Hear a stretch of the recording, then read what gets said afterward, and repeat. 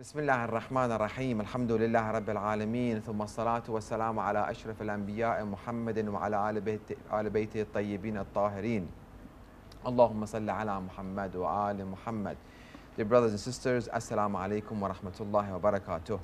We thank Allah subhanahu wa ta'ala that gave us this opportunity to be amongst you and within this vicinity of the shrines of Imam al-Hussein alayhi salam and Abu al-Fadl Abbas alayhi salam in this holy land of Karbala, discussing the verses of the Holy Quran. If you have followed us, we started chapter 2 of the Holy Quran, Surah Al-Baqarah, and we discussed the first 4 verses. We reached the 5th verse, which Allah subhanahu wa ta'ala says, أعوذ بالله من الشيطان الرجيم أولئك على هدى من ربهم وأولئك هم المفلحون. Those follow their Lord's guidance, and it is they who are the successful. If you remember, within the previous verses, we started Bismillah ar-Rahman ar-Rahim, which we discussed, Alif Lam Mim. We mentioned points about this holy verse. ذَلِكَ الْكِتَابُ لَا رَيْبَ فِيهِ, that book means the book of Allah, the book of Quran, is guidance. There is no doubt in it.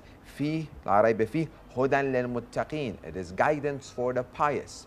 In order for the Quran to be guidance for you and I, and for us to learn from it and to implement, we have to be on the path of piety and be pious.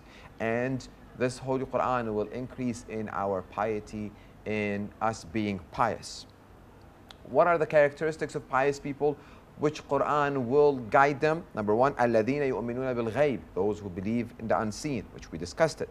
وَيُقِيمُونَ الصَّلَاةِ, and those who establish prayer. وَمِمَّا رَزَقْنَاهُمْ يُنْفِقُونَ, and those pious, one of the characteristics of them is that from whatever we have given them, they will give charity to others. وَالَّذِينَ يُؤْمِنُونَ بِمَا أُنزِلَ إِلَيْكَ وَمَا أُنزِلَ مِنْ قَبْلِكَ, and these pious people also, another characteristics of them, are believing in what has been revealed upon the Holy Prophet and what has been revealed upon the previous Prophet. وَمَا أَنزَلْنَا مِنْ قَبْلِكَ وَبِالْآخِرَةِ هُمْ يُوقِنُونَ, and they are certain, and they have certainty of the day of judgment. We finished until believing and being certain in the day of judgment. I'll give you one example regarding this verse that comes to my mind, which I think it will be very beneficial. Different between knowing something, being certain about something, having yaqeen is two different. For example, when we drive within highways, within our Western countries, there are speed limits. We know that if we go over the speed limit, we can be ticketed and we will be fined. So that's a knowledge that we have. And we drive, and sometimes due to whatever reason, we will speed up and we exceed the speed limit. In that case, we still have the knowledge, we know it, we know of it, but that hasn't transferred to the next level, which is yaqeen, that if I go above the speed limit, I will be ticketed. But as soon as we see a police officer drives near us, our side or behind us, that knowing, that knowledge of us that we know we will be ticketed and we will be fined if we go above the speed limit, that transfers to yaqeen, to certainty, to assurance that definitely if I did any mistake in my driving within these minutes, I will be fined. So that makes us to keep checking the speedometer and having 2 hands on the wheels, checking the mirrors, and even we might have it on the cruise control, we keep coming back to the speedometer, make sure we don't even go 1 speed above the speed limit, 55 miles per hour or kilometer, whatever that speed limit is. So that's in those moments we are certain, we have yaqeen that if we go above the speed limit or if we make any mistakes, we will be fined, and we are really, really careful. So that yaqeen, that certainty transfers into our action. Allah subhanahu wa ta'ala, the last characteristics that He discussed about the pious people where the Quran will be guidance for them, He says, وَبِالْآخِرَةِ هُمْ يُوقِنُونَ, they have certainty and belief in the day of judgment. And that certainty, that belief, that assurance has transferred into their actions. All of us, we are the believers in the Day of Judgment. That is part of our usul al-deen, is the last pillar. The first pillar to be tawheed, oneness of Allah subhanahu wa ta'ala, tawheed, and then adl, adala, justice of Allah subhanahu wa ta'ala, and then nubuwwah, prophethood, and then imamah, the 12 disciples of the Holy Prophet, and then qiyamah, the Day of Judgment. So we've been taught this from cradle to the grave in school. We read different books. That is our belief. This is what we believe. But pious people, which again Quran, its guidance for them, are those people who have وَبِالْآخِرَةِ هُمْ يُوقِنُونَ. They are certain. That yaqeen has completely took over their actions, their behavior, their demeanor, everything they're about to do, their mindset, what they see, what they hear, what they say. All of their demeanor is based on that yaqeen, on that certainty that any word that I utter, I'm going to be accountable for it. So that yaqeen, again, is like that police officer, that yaqeen that we have read within the verses of the Holy Quran, and we will read and we will explain that we have two angels, one on the right, one on the left. They are writing our deeds, and we have Allah subhanahu wa ta'ala is witnessing. We have Rasulullah Muhammad sallallahu alayhi wa alayhi is witnessing our deeds. We have the Imam of our time, Imam Mahdi, may Allah hasten his reappearance. He is seeing our deeds. So if we have that yaqeen, if we have that certainty that on the Day of Judgment, as the Holy Quran, verses of the Holy Quran says, that our body parts will start talking, our hand will be talking, our feet will be talking, saying what we have done. If we remember that police officer and us driving, that will reshape our personality, that will reshape our characteristics, that will reshape our focal points of what we need to focus on, which is the day of Akhirah. So that was a point that I thought it would be good to share from this verse of the Holy Quran. Let's continue.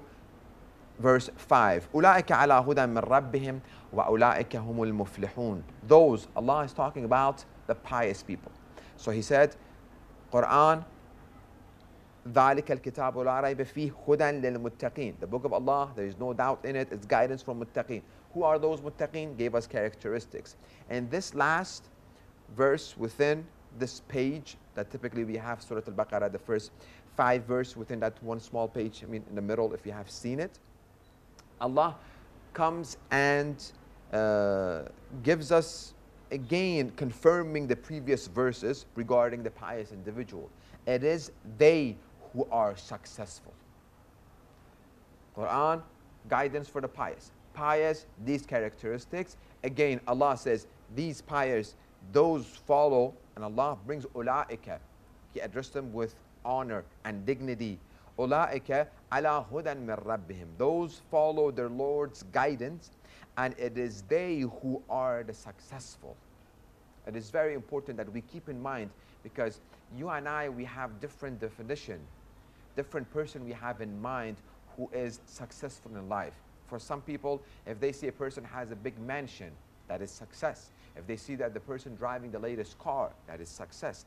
If they see another person wearing different brand names of clothes and accessories and electronic and devices and so on and so forth, that becomes success for them.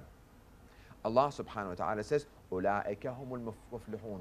Those pious individuals who believe in the unseen, those who establish salah, those who give from what we have given them, those who believe in what has been revealed upon the Prophet and previous prophets, and they are certain of the Day of Judgment, those are, and it is they who are the successfuls. Why? Because no matter what we have from our belongings within this world, if we took advantage of whatever we have for Akhirah, that is success. If not, if we use whatever we had for this life and we didn't send any rewards and any deeds life after death, so we will benefit in our eternal life, that is failure. We have not been successful in life after death, which will be again for eternity, insha'Allah. We will be in heaven. Well, we must do something. We must send some materials from our deeds so we can live our life happily ever after in heaven, insha'Allah, and being far, far, far away from hellfire. These people, these pious people, everything about them is based on piety. When they're about to talk piety, it's in their mind. And what is piety? We discussed about this as a reminder. Piety, it's like the leash on an animal. For example, you have a dog or you have a horse. You're riding a horse and you have a leash that you make it go right, left, speed, pause, seize, so on. This leash is called kind of piety because it holds where the animal goes. We have within ourselves that ego. We have within ourselves a lot of desires and temptation, which Allah has given us. So we can use it for the right purpose, or we can use it for the wrong reason and the wrong purpose. So it is us that should be in control of this nafs, these desires, these temptations, this ego. We must be controlling it, not letting the temptations and the desires and the ego control us to take us anywhere that He wants us to go, because that is the animalistic part of our life and our personality, and we have divine aspect of our life. We should let the divine, the holy verses of Quran and the narrations of Ahlul Bayt alayhim salam to guide us. So our life, in this world, should be in control of ourselves. We should be in control of it, not letting our desires and egos and temptations to take us anywhere we want. So these individuals, these pious individuals, when they talk, they have a leash on their talk. Is this talk based on my temptation and desire and ego or not? My action, my behavior, my demeanor, wherever I go, whatever I hear, whatever I see, whatever I touch, everything is based on piety. Again, piety meaning that everything I do, I'm aware that Allah subhanahu wa ta'ala is witnessing. Angels are witnessing. Ahlul Bayt alayhim Rasulullah Muhammad sallallahu alayhi wa is witnessing. Our beloved Imam Mahdi ajalallah ta'ala faraj sharif witnessing. So if I keep them in mind and everything I do, I won't get upset on all these silly worldly things that typically people get. He took my money, he took my ride, this and that, and so on and so forth. And it's very important to keep this in mind. It is these pious that strive to be on the right path that are successful. So when they strive and when they put effort and when they go through this jihad, as we have discussed it, and we mentioned that the greatest jihad, the greatest war that you and I must be involved every day, it's against our ego, against our temptation and desires that they want to take us away from the right path, to commit sin, to violate people's right, to disrespect people, to gossip, to lie, to see things that we're supposed not to see, to hear things that we're supposed not to hear, and to say things that we're supposed not to say. So that is called piety. That is why if we strive and fight against our temptations and desire, we never should have the mindset of abandoning it completely. And no, the temptations and the desires are there for the right purpose. In a halal way, we must enjoy it. We must take from this world as much as we can, but keeping in mind that we have akhirah. So it is very important to keep in mind. Now we go to the 6th verse. إن الذين كفروا سواء عليهم أأنذرتهم أم لم تنذرهم لا يؤمنون. Chapter 2, verse 6. As for the faithless, the disbeliever, as for the faithless, it is the same to them. Whether you warn them or do not warn them, they will not have faith. After describing the characteristics of the believers and the pious individuals, Allah mentions the characteristics of 2 other groups. So the first group, Allah talks about the pious individual. Right now, Allah goes on all the way on the opposite side, which are the faithless, disbeliever, those who don't have faith. And Allah gives the characteristics of these people, which by us reading it, by us discussing it, we're hoping that we are not from these people, that we are far, far, far away from people who don't have faith, who are faithless, who are disbelievers. Again, Allah says, as for the faithless, so the pious, characteristics, successful, finish. As for the faithless, it is the same to them. the characteristics that they have. It is same to them. Whether you warn them or do not warn them, they will not have faith. Very, very important to keep this in mind, and inshallah, we will discuss it. They are mulish, they are stubborn in rejecting and not accepting the warning of the Holy Prophet. Where Allah says it is the same to them, whether you warn them or do not warn them, they will not have faith. The same way that belief is in heart. Remember, we discussed Iman. We discussed that Iman to be in heart, and then verbally proclaiming it, acknowledging it, saying it, and then that belief comes into life within our practice. That I believe that God is watching me, so I believe in the unseen. God is unseen. I cannot see him. I see his trace. I see his signs everywhere, but I don't see him. That belief transfers as soon as I'm about to talk about someone and backbite and gossip. Well, I remember, well, I believe in the God and Allah subhanahu wa ta'ala.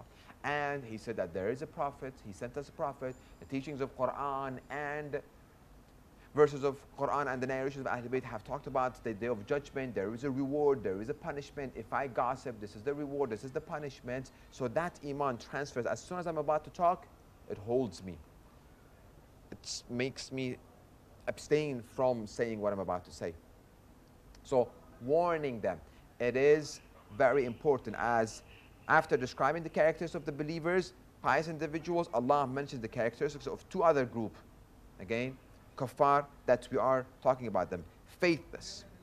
The same thing, kuffar, they have in hearts disbelief and faithless.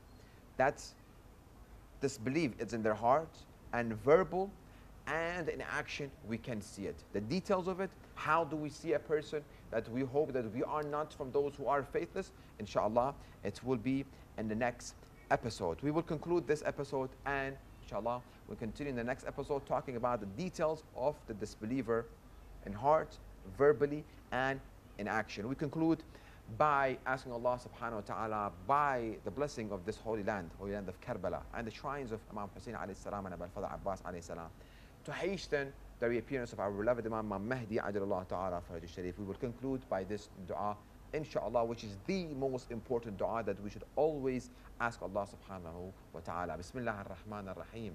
اللهم كن لوليك الحجة بن الحسن صلواتك عليه وعلى آبائه في هذه الساعة وفي كل ساعة وليا وحافظا وقائدا وناصرا ودليلا وعينا حتى تسكنه أرضك طوعا وتمتعه فيها طويلا برحمتك يا أرحم الراحمين.